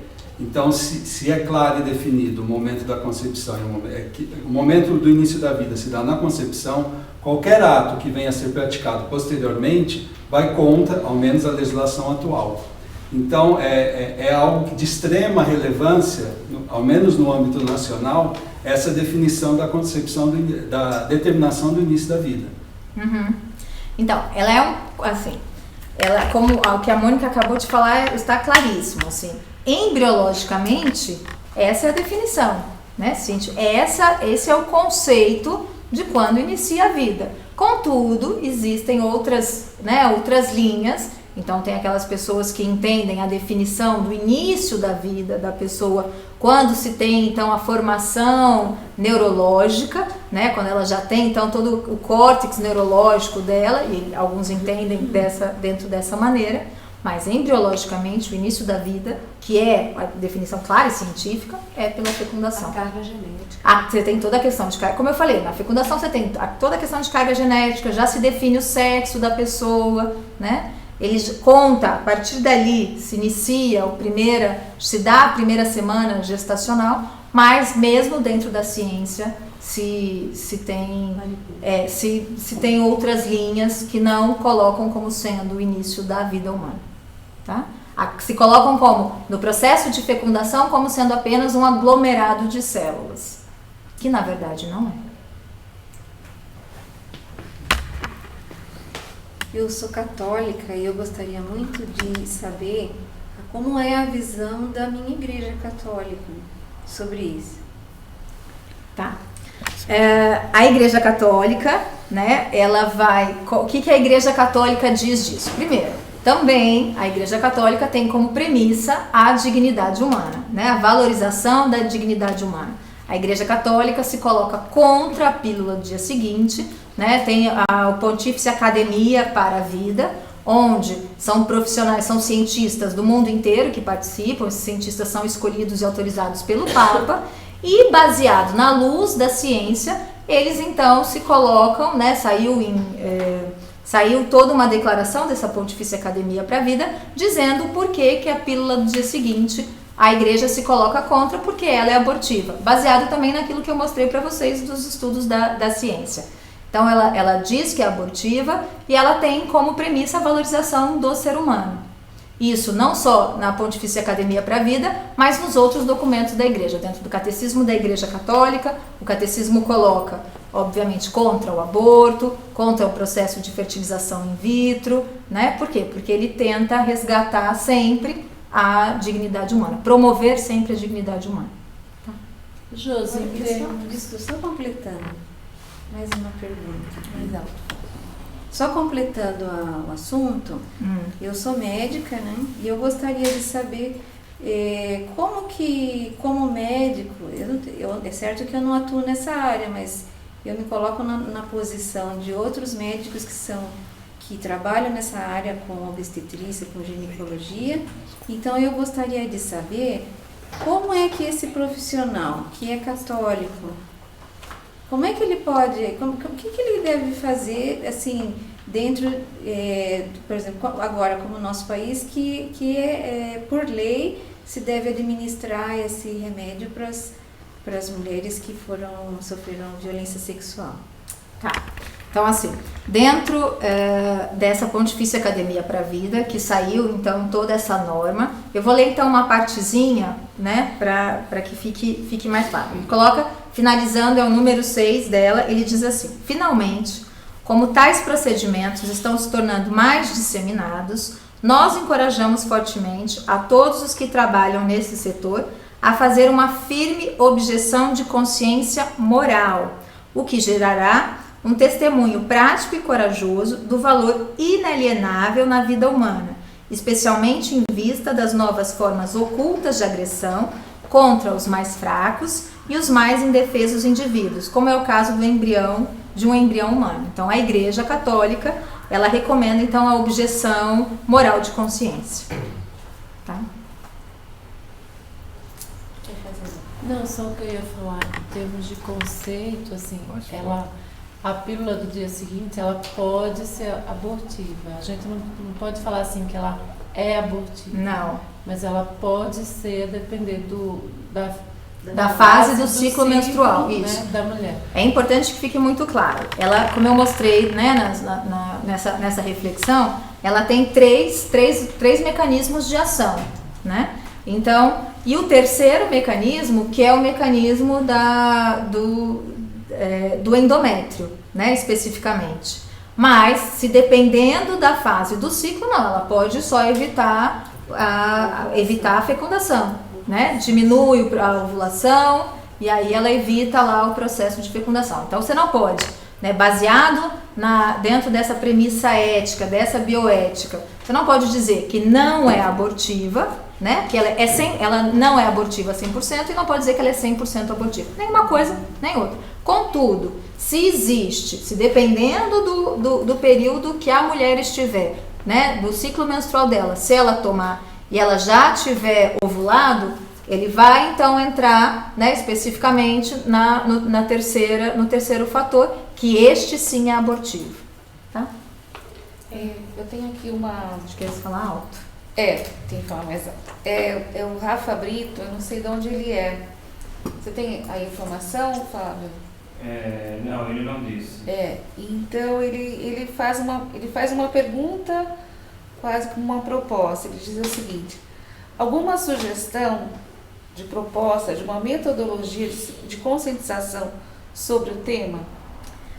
Então, eu acho que hoje, assim, a primeira ideia é exatamente essa que nós estamos fazendo aqui, né? É gerar, então, essa conscientização, mas uma conscientização respaldada, né, em vários aspectos. Não é uma conscientização apenas por uma visão de ideias, eu acredito nisso e ponto. Não, que seja respaldada realmente no que diz, na luz da ciência, como se dá. Eu acho que o primeiro passo é esse. Agora, essa temática, como eu falei, ela é muito ampla, então valeria a pena discutir essa temática com outros profissionais, com o pessoal da área do direito, né, com os outros setores, justamente para que amplie cada vez mais. Uma vez que nós vamos tendo mais formação, nos capacita cada vez mais. Então, enquanto ser humano, quanto mais capacitação eu tenho, eu consigo então dizer se, né, dentro dessa visão, olha, como eu posso atuar ou não diante daquilo. E nós tivemos, só para vocês terem uma ideia, estamos tendo 50 seguidores via internet e 1.243 visualizações. Meu Deus. Então, eu acho importante, porque acho que essa questão que nós estamos falar. Quando você discute a questão da fertilização in vitro, você já abre brecha para um outro tema, que é a questão da manipulação genética. Sim. Então, eu acho que seria importante nós começarmos a listar um pouco quais as implicações dessa aprovação, o que existe por trás. Existe por trás toda uma indústria, né, que, de certa forma, tem formado consciências ou desinformado consciências em relação à questão da vida. Então, é importante nós começarmos a buscar informações. Então, se você puder depois nos mandar, que a gente possa disponibilizar fontes nas quais nós podemos nos basear para poder nos formar, né, em relação a esse assunto. E alguém, você falou da questão do direito, né? Na nossa página do Facebook... Temos um advogado aí. Aí quem é mais habilitado para isso são os advogados. Na nossa página do Facebook, a professora Josiane Veronese, da Universidade de Santa Catarina, que é da área do direito, ela nos informou que ela publicará um artigo justamente sobre essa temática. Então, depois Bacana, parabéns, professora, isso mesmo. Entrar em contato com ela para que esse artigo depois possa ser compartilhado. Porque é importante realmente nós nos formarmos, tendo vistas diferentes áreas ligadas a essa questão. Né? Só para complementar, Rafaela. Rafaela, sim. Ela é de Fortaleza. Eu sei quem é. Eu sei quem é. Uma questão, não sei se extrapola o tema, mas você ressaltava na exposição que o aborto ele pode ocorrer também, não em decorrência da interrupção da gravidez, considerando a fecundação in vitro. Sim.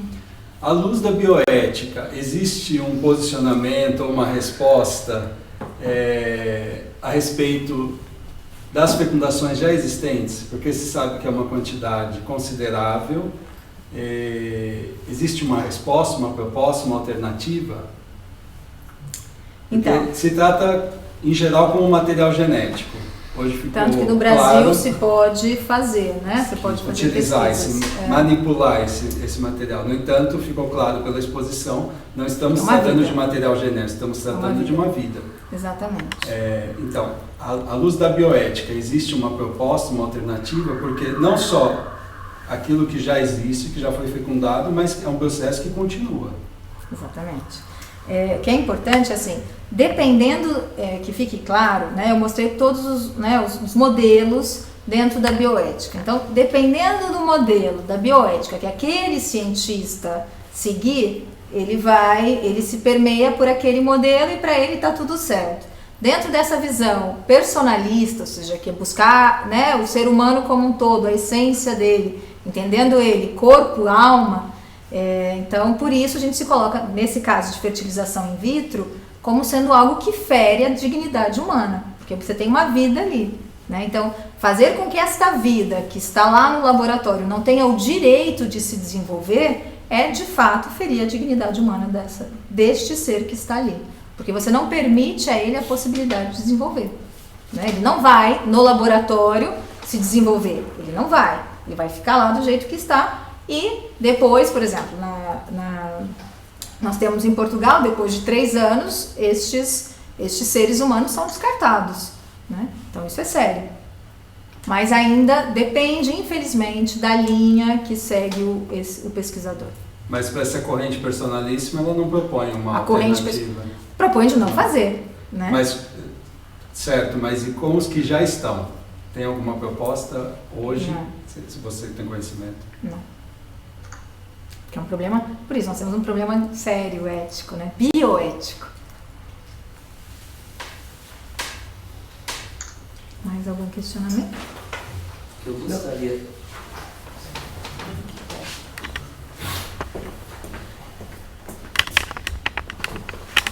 Não, fica aqui. Professora, pelo que eu ouvi até agora, eu posso concluir algumas coisas do título. Primeiro, os laboratórios, eles têm, sim, todo um corpo, tem gastos, investimentos, etc., e que, portanto, desejam rapidamente os seus retornos. Então, com qualquer, digamos, intuição científica, se é que eu posso falar nisso, eles já se antecipam e dizem, já é, e passa a comercializar os produtos dando soluções. Outra coisa, os tais cientistas, esse povo que trabalha nas pesquisas, sabem que, do ponto de vista estritamente científico, só é provado aquilo que eu posso medir e repetir e medir. Sim, é uma premissa metodológica. Perfeito. E por que eles traem essa premissa metodológica sendo da área? Porque muitas vezes, grande parte desses cientistas, eles são financiados por essas indústrias. Isso. Né? Existem estudos sobre isso.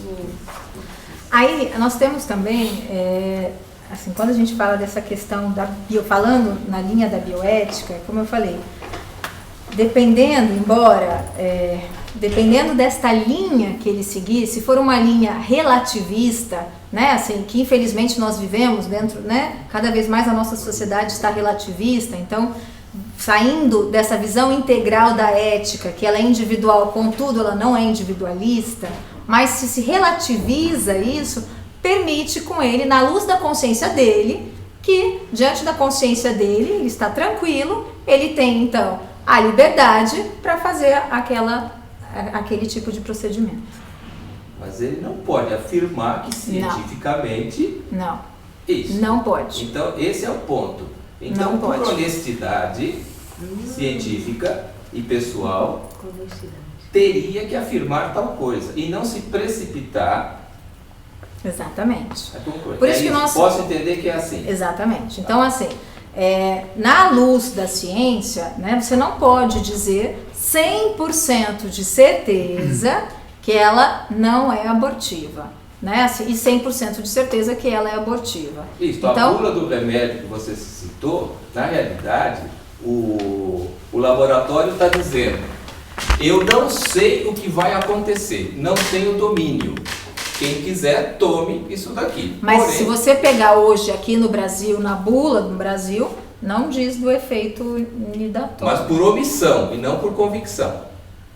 Porque baseado nessa linha científica, eles seguem aqueles estudos e perante aqueles estudos eles se sentem livres de poder dizer que não tem o terceiro efeito. Ou seja, né? Eles não bem se sentem livres, eles se sentem desobrigados. Exatamente. Isso.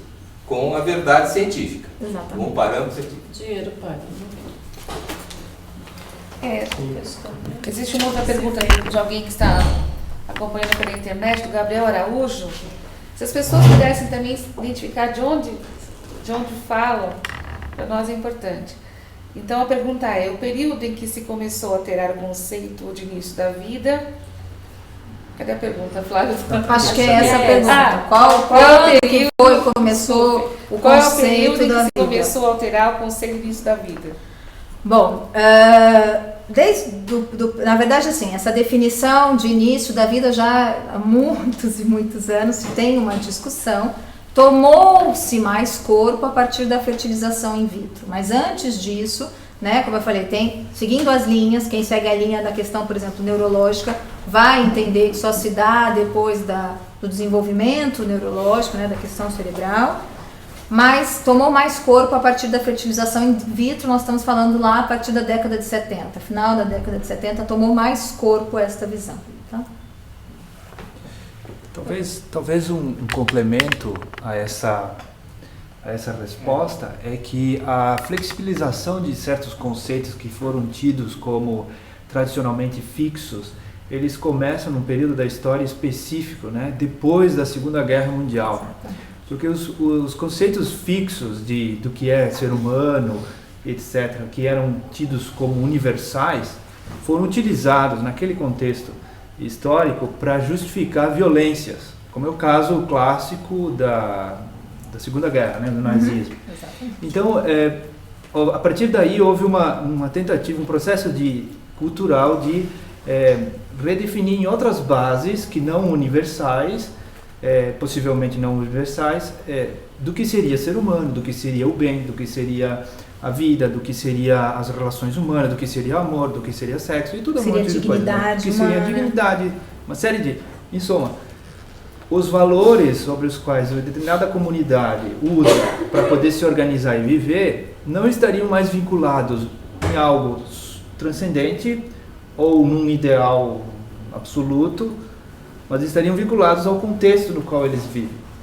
Então, nesse caso, é possível pensar que um cientista faça ciência com toda a honestidade científica e mesmo assim compra um certo tipo de, nesse caso é o relativismo em relação ao conceito, ao contexto cultural, e não é desonesto necessariamente, né? Necessariamente, porque a mentalidade se transformou culturalmente, né? Então ele pensa que os valores que eu sigo são aqueles que são definidos de maneira consensual entre as partes que participam de um determinado grupo, né? Exatamente. Então nesse caso não, para ele que tem uma visão desse tipo de valores, ele pode fazer ciência honesta sem ser desonesto, né? E ao mesmo tempo justificar o aborto, né? Isso é importante, talvez, num diálogo com pessoas que defendem o aborto, de não considerá-los como desonestos na sua tentativa de avançar uma agenda, qualquer que seja. Porque seria uma petição de princípio da nossa parte afirmar que o outro é desonesto quando ele avança uma agenda que não é a nossa.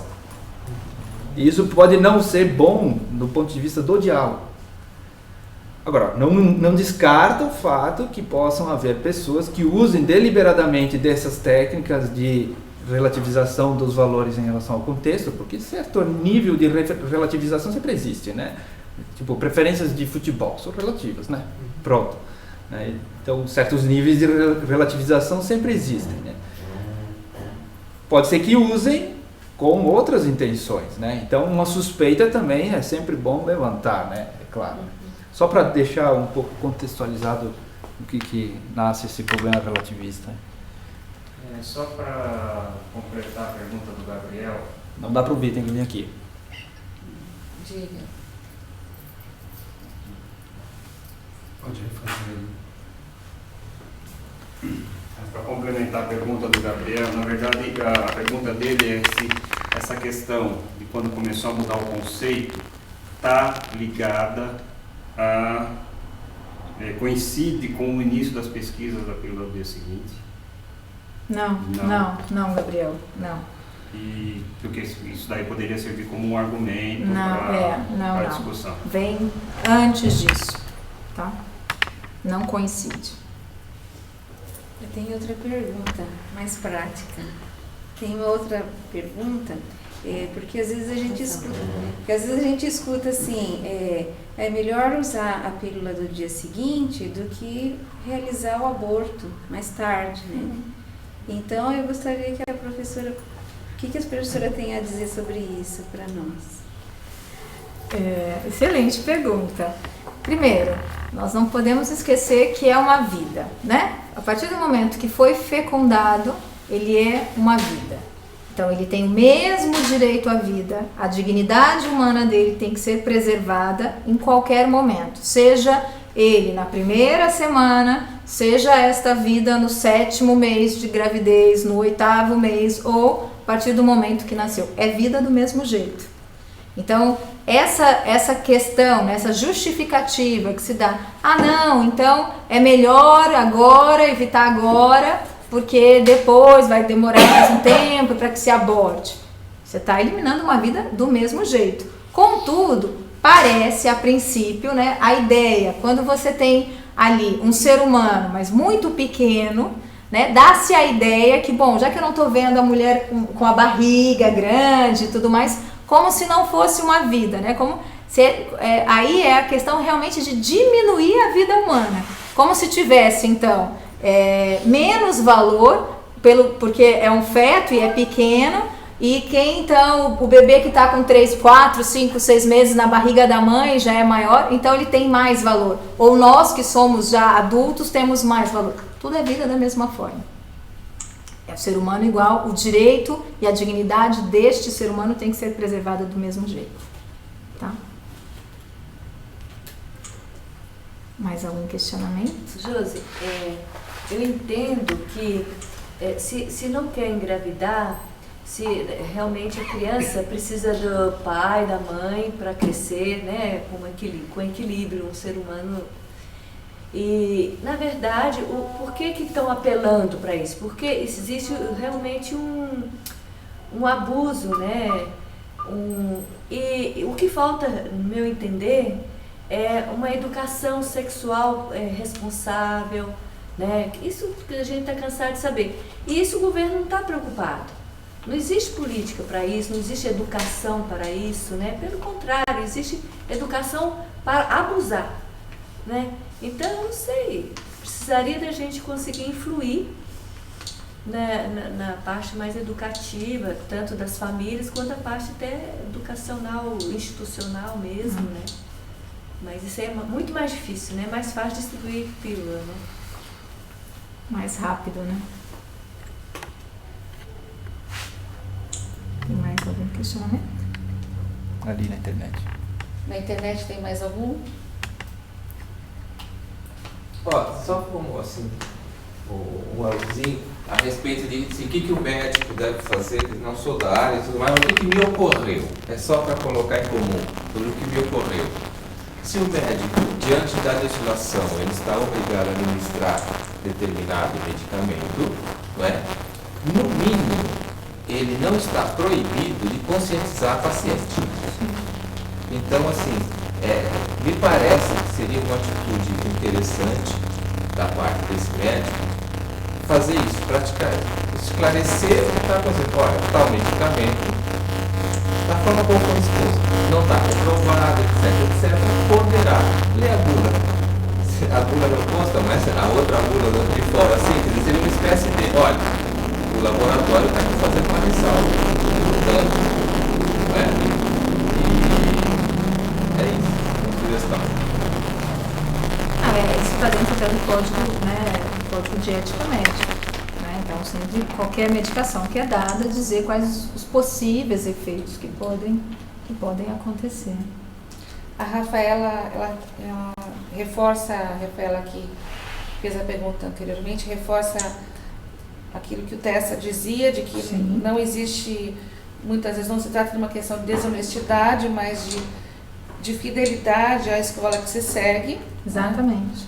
E dentro não só da escola, mas da linha ética, bioética que segue.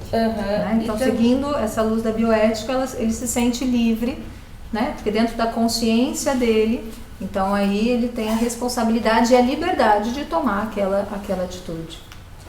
E também a questão do diálogo, deve ser um diálogo multilateral e interdisciplinar. E aí eu queria também reforçar essa questão, quer dizer, um diálogo, se nós queremos influir na opinião pública, nós temos que estar abertos ao diálogo. Isso implica levar em consideração o pensamento do outro, mesmo que divergente do meu.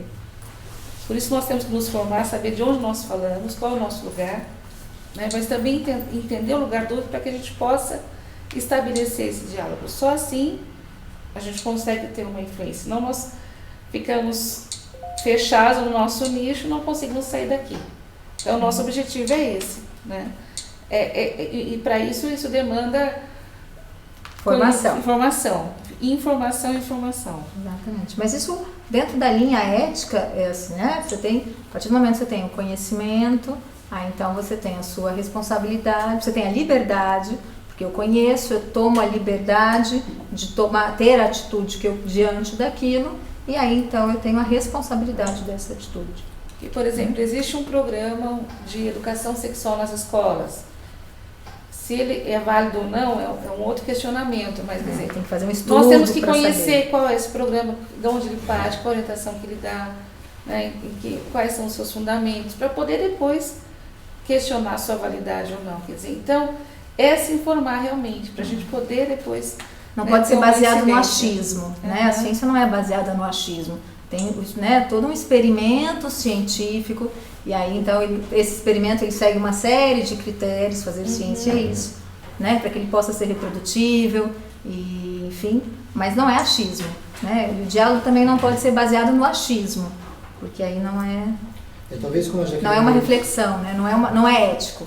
Talvez como a Jaqueline dizia, a formação, principalmente no mundo, no mundo educacional, vamos dizer assim, porque agora a gente tem uma consciência que talvez não fosse aquela de quando a gente chegou aqui. Então, devagar, talvez uma coisa que demore para acontecer, mas a formação de novas gerações para que eles tenham a verdadeira informação, assim para evitar aquilo que o Fernando estava dizendo, porque é justo o que dizia, porque cada um tem a sua posição, mas da maneira que foi criado, da maneira que foi educado num contexto histórico. Eu aqui no Brasil tenho todo um contexto histórico. Eu saio do meu país, vou ter toda uma outra consciência. Eu vou entender o mundo completamente diferente, porque eu vejo de maneira diferente. Então, talvez segue uma sugestão, justamente no mundo da educação, que é um mundo que leva, pode ter a criança, justamente começar do berço, essa formação. né, com essa nova conscientização do que é a vida, né, da onde começa a vida, né, do verdadeiro valor da vida. Né? Não querendo só desmistificar, não querendo destruir simplesmente pelo fato de destruir, mas provando que a vida tem a partir do momento da concepção, da fecundação, né, como a gente entende, e é que a gente acredita, mas a gente só pode mudar uma ideia a partir do momento que você planta uma semente diferente. Né? Então acho que isso tem que começar, claro, talvez a gente nem veja essas respostas, nem veja, mas se a gente não começar não vai também frutificar. Né? Então acho que talvez justamente no mundo da educação, que é o mundo que talvez tenha mais, ou mesmo da medicina, né? Porque tantas pessoas que não têm condições de entender, porque por mais que às vezes a gente veja, né, não é muito simples entender todo esse campo da bioética. Né? São palavras às vezes um pouco mais difíceis de compreender. Então eu fiquei pensando nas pessoas menos esclarecidas, digamos assim. Como explicar para elas, né, que tem uma vida ali. Né? Então me vinha talvez elas não tenham, mas os filhos e as novas gerações possam entender de uma maneira mais simples, né, com desenhos, com maneiras, digamos assim, a fantasia aqui pode viajar e, né, para poder daqui para frente a gente fazer alguma coisa, tomar uma atitude, né? Acho que porque combater uma indústria, é muito difícil, né? Então em vez a formação de pessoas novas, acho que é um resultado mais fácil. Né? Eu acho que o nosso desafio nesse diálogo é sair da esfera do discurso religioso, que é a nossa matriz, e construir outros, assim, buscar informações assim, nessas outras esferas, para que a gente realmente possa, no nosso dizer, não perder de vista, de forma alguma, de onde nós partimos, né, que é a nossa matriz cristã, mas sermos capazes de construir um discurso convincente a ponto de fazer o outro, não querer fazer o outro mudar de atitude, mas pensar e refletir sobre o nosso posicionamento. Que é o que foi realizado hoje. Exatamente. A Darlene da Maria Julieta fala também dessa questão que é séria, que é que nós não temos políticas públicas para a juventude em relação à questão da gravidez. Até existe, Darlene, aquilo que eu dizia, existem essas políticas. A questão é, elas são válidas ou não? Qual a incidência? Qual é a eficácia dessas políticas? Quem está decidindo essa política pública? Como está implementando essa política pública? Porque uma coisa é informação, outra coisa é conhecimento. Toda jovem sabe, tem informação, inclusive na escola, sobre a questão da gravidez. Agora, isso não impede ela ser mãe aos 15 anos, quer dizer. Então, para passar de um limite para o outro, existe todo um caminho, né? Passar da informação para o conhecimento. Né? Só para ser chato, o conhecimento, na definição de Aristóteles, é crença verdadeira justificada. Você tem que ter uma opinião sobre um assunto, se diz crença. Ela tem que ser justificada, você tem que apresentar boas razões pelas quais você crê. E ela possivelmente tem que ser verdadeira, ela tem que corresponder ao estado de coisas da realidade, né? Ao mundo da realidade, aquilo que está fora do âmbito da mera opinião. Né?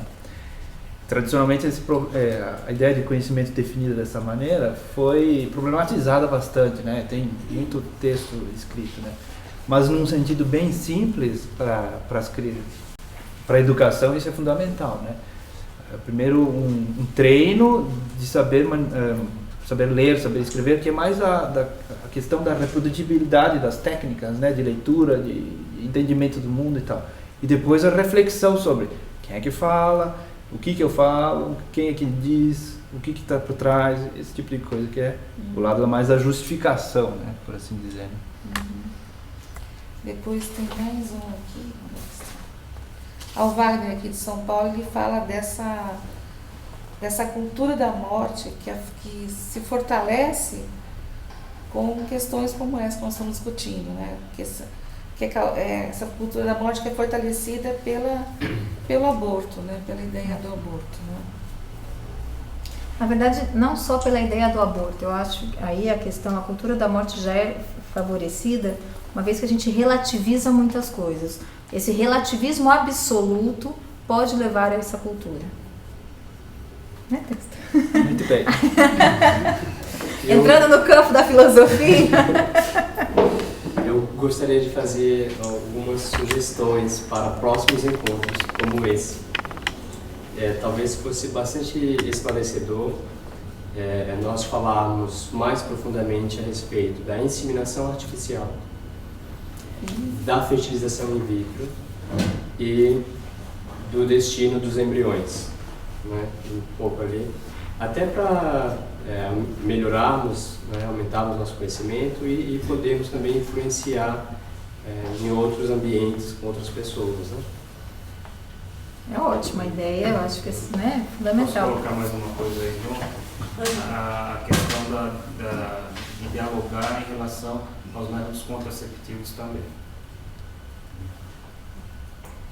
Tem bastante coisa. A área é bem ampla. Nessa questão da educação, quando se falava do médico, por exemplo, que poderia orientar a paciente que chega falando sobre a pílula do dia seguinte, também fica meio relativo porque tinha que ter uma certa limitação, né? Porque essa pessoa chega lá e se ela de repente recebe essa orientação, ela atravessa a rua e compra em uma farmácia como se fosse um comprimido para dor de cabeça. Então, né, teria que ser visto também esse lado, né, de ser tão fácil e de repente fácil sem orientação, porque essa menina que compra na farmácia sem esse dado da bula norte-americana, por exemplo, ela nunca vai saber, porque a qualquer hora que ela pesquisar sobre isso, ela vai ser respaldada por milhões de pessoas que têm opinião a favor da coisa, né? É uma coisa, acho que é importante que fique clara, em nenhum momento aqui se disse, né, assim, olha, os profissionais, nenhum médico não fala que que entrega a medicação e não diz, a gente em nenhum momento generalizou nada, então isso é importante porque senão aí tem, né, de repente alguns colegas que estão aí ouvindo podem se sentir um pouco ofendidos, eu sou médico, mas pro meu paciente eu digo. Então, mas acontece, a gente sabe que, sim, dentro do que nós mostramos, que é fácil e necessário cada vez mais que seja, à medida que se é colocada essa medicação, que seja explicado os três possíveis efeitos dela, né? Uma vez que na literatura não está tão esclarecido, né, se de fato tem ou não. Tem estudos que dizem que tem efeito abortivo, outros que não, então fácil e necessário esclarecer. Que aí a pessoa toma a decisão se ela quer fazer uso dessa medicação ou não. Falando dessa questão, só para responder um pouquinho, né, para complementar o que foi falado, dentro da questão educacional, eu vejo que é importantíssimo valorizar o ser humano. O que falta dentro dessas questões todas, né, de formação educacional, é de fato resgatar a dignidade humana. Uma vez que você tem essa dignidade humana resgatada, então se você, né, busca a essência dessa pessoa, o que é de fato, eu só posso então proteger alguma coisa que eu tenho conhecimento de fato do que é. Então, se eu sei o que é a pessoa, né, a minha dignidade enquanto pessoa, aí sim eu posso defender essa vida.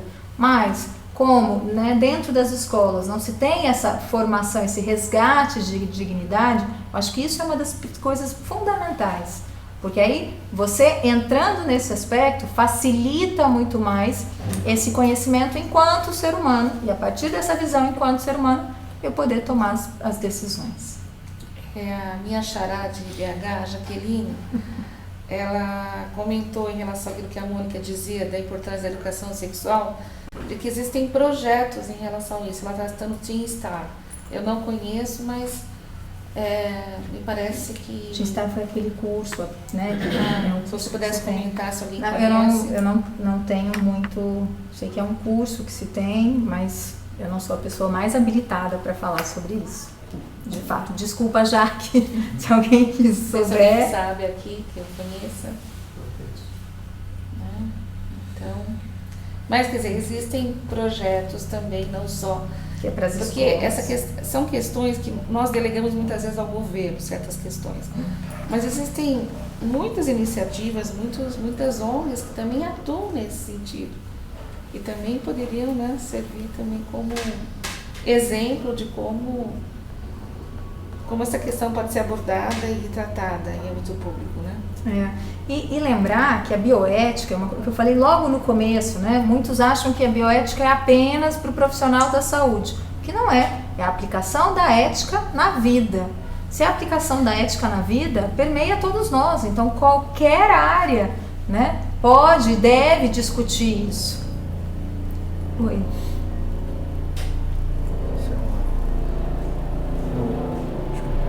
Rafael Silva Brito pergunta se ele insiste, né, se os estudos foram patrocinados ou foram interesses pessoais dos pesquisadores, né? Existe ou não patrocinadores interessados nessas pesquisas? Então, Rafael, olha só. Uma pesquisa científica, quando, por exemplo, se ela tem algum fomento de alguma instituição, ela tem que colocar, né, na publicação a instituição que deu o patrocínio. Nestes artigos, nós não observamos isso, tá? Então, se teve ou não, se teve por trás ou não se pode falar, isso não se sabe. omitido. Não se pode falar teve patrocínio, tem coisas por trás? Não se pode falar isso, tá, Rafael? A Jaque está mandando aqui pelo Facebook uma contribuição em relação ao Teen Star. Então ela diz que é uma associação que nasceu nos Estados Unidos em âmbito católico, está presente em muitos países e ela elabora projetos inovadores com conteúdo pedagógico. E essa associação tem como objetivo preparar os jovens a decidirem com liberdade e responsabilidade sobre comportamentos relacionados à sexualidade. Então ela depois detalha mais sobre a associação, se alguém quiser depois conhecer melhor, entra na nossa página, na página onde nós temos o evento no Facebook, ok? Depois se você puder mandar também já aqui o link do Teen Star para as pessoas possam conhecer, né? Mais algum questionamento? Não é bem um questionamento, eu queria colocar um pouco uma experiência com relação à questão do aborto. Eu trabalhei como assistente social durante muitos anos na periferia e, assim, tive várias ocasiões em que eu atendi mães ou mulheres que chegavam, assim, muitas vezes desesperadas e queriam fazer o aborto. Então, só um fato. Uma delas chegou e disse que ela devia estar de terceiro mês da gravidez. Ela queria fazer o aborto porque ela queria fazer logo, enquanto ela estava só de 3 meses. E aí eu perguntei se ela sabia o que era o aborto. Porque, na verdade, as pessoas não entendem muito bem, mesmo as mulheres, elas não sabem direito o que está acontecendo dentro do corpo delas. Então eu falei, você sabe o que é aborto? Você sabe o que é o terceiro mês de gravidez? É só uma coisinha que, né, tá crescendo, mas eu quero tirar logo. E eu tinha e tenho um material muito bom que mostrava com desenhos todo, assim, a criança desde a fecundação, a nidação e tudo, né? Porque eu também estudei um pouco disso para poder trabalhar. Isso não acontece com todos os profissionais. O estudo não é uma coisa, assim como não tem nas escolas uma formação para os professores que eles tenham realmente um respaldo, também na área da saúde. As pessoas chegam para trabalhar e trabalham com aquilo que tem. E eu tinha um material muito bom. E eu fui mostrando para ela, eu falei, você está no terceiro mês de gravidez? Olha, o seu nenê já está assim, o coraçãozinho está batendo. Quando eu falei isso para ela, os olhos assim arregalaram, o coração está batendo? Mas então eu não posso fazer isso. Quer dizer, eu falei, o coração dela está batendo como o meu, como o seu, entendeu? Então assim, caiu aquela ideia de eu quero abortar. Eu falei, esse nenê já está pronto, ele só vai crescer. E fui mostrando todas. E eu tenho um bebezinho, um feto de 3 meses, né, de plástico assim, que eu levava para todo canto e mostrei para ela. Falei, o seu nenê está desse tamanho. Então, eu acho que o que falta para nós, né, para as pessoas em geral, não precisa estar num ambiente da escola, nem no ambiente da saúde, é em qualquer local, com os amigos, com qualquer pessoa, a gente tem a possibilidade de explicar as coisas, que tem alguns profissionais que infelizmente falam o contrário. Não, é uma coisinha de nada que você vai colocar para fora, não é uma criança, né? Então eu vi isso acontecer. E outra, eu também tive uma vez uma paciente que estava, a criança estava com anencefalia e ela estava tentando, pelos meios legais, abortar. E enquanto isso a gravidez estava indo para frente. E ela veio falar comigo como uma pessoa que podia salvar a situação dela. E eu simplesmente cheguei para ela e falei assim, você sabe o sexo da criança? Sei, é uma menina. Falei, você já escolheu o nome? Ela falou, Bárbara. Bárbara, que nome bonito. Eu falei assim, mas você sabe como é que está a Bárbara? Acho que ela já estava de 5 meses de gravidez. Aí eu fui mostrar, né, todo o material. Falei, a Bárbara está assim. Mas ela não tem o cérebro. Eu falei, não tem importância. Ela é uma criança. Ela é uma vida como você. Ela tem o direito de nascer. Mas ela vai nascer e morrer. Eu falei, não tem importância. Não tem importância. Se ela viver algumas horas, você viu a Bárbara. Ela vai nascer. Ela pode nascer. Bom, concluindo a história, a Bárbara nasceu, durou pouquíssimo tempo, 1 ou 2 dias, mas essa mãe, ela não passou por esse trauma de tirar a criança que ela não queria ver. Ela viu aquilo, o fruto dela, e ela não precisou abortar, mas ela entendeu o que era aquilo que a gente falou até agora sobre a dignidade da vida. Então eu só queria colocar essa, né, como uma colaboração daquilo que eu vivi e tantas outras coisas, né, que todo mundo pode ter vivido. Mas eu acho que a gente tem que conhecer mais, como a gente está fazendo agora, para poder ajudar mais. O link do Teamstar já está na página do Face. Ok. Então, acho que nós podemos encerrar, não? Eu acho que foi muito importante esse momento. Eu gostaria de pedir para as pessoas que estão aqui, para que estão acompanhando, se pudessem nos enviar sugestões de temas, ou um tema, alguma coisa que foi discutida aqui que possa ser aprofundada, outros temas de outras áreas, para que a gente pudesse promover esse tipo de encontro em outros momentos também. E a ideia não é fazer só aqui em São Paulo, mas virar nas regiões. Nas regiões do Brasil. Como nós temos a questão da técnica, agora a gente consegue fazer isso que nós estamos fazendo aqui, quer dizer, outros acompanham pela internet, outros presencialmente, mas que a gente possa promover outros encontros de informação, como esse, né? Porque lembrando que, né, essa temática é muito ampla, então aqui foi pincelado, né, enfim, algumas ideias, princípios. Claro, a ideia maior era falar da questão da pílula do dia seguinte, essa nós conseguimos falar, mas mesmo assim, nós passaríamos dias discutindo sobre isso. Então, é justamente dar esse passo inicial, né, para que possa gerar aí mais reflexões, né, para que as pessoas possam ter cada vez mais conhecimento e aí tomar suas próprias decisões no seu dia a dia. Depois eu sei que você é uma pessoa extremamente ocupada, mas extremamente generosa também.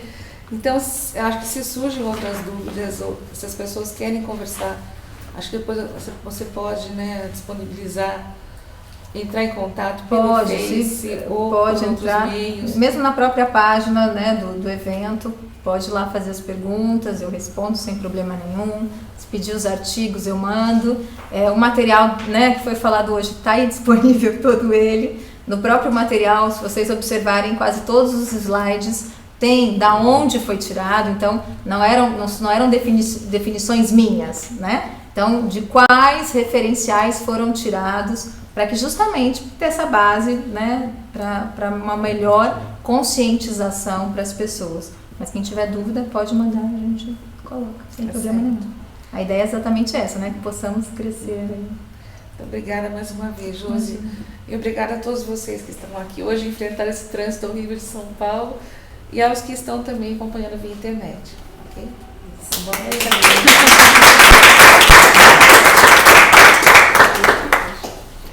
muito bom.